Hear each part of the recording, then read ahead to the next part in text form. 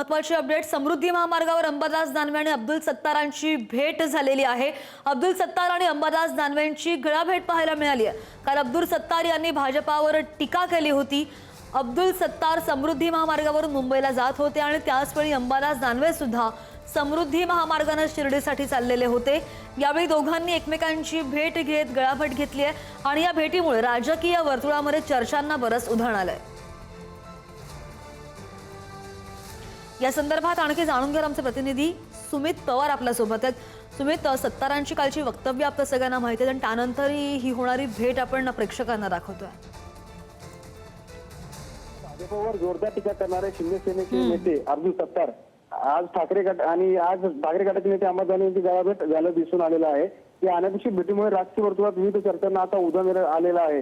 अधिक माहितीनुसार अब्दुल सत्तार मुंबईकडे जात असताना समृद्धी महामार्गावर त्यांचा प्रवास सुरू होता आणि त्याचवेळी अंबादास दानवे हे देखील शिर्डीकडे जाण्यासाठी समृद्धी महामार्गावर प्रवास करतो। यावेळी दोघांनी त्यांची अचानक भेट झाली। या भेटी दरम्यान दोघांनी एकमेकांची विचारपूस करत गळाभेट देखील घेतली।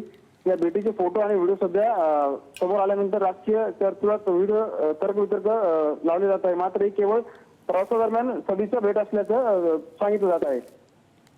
सुमित, धन्यवाद दिलेल्या माहितीसाठी।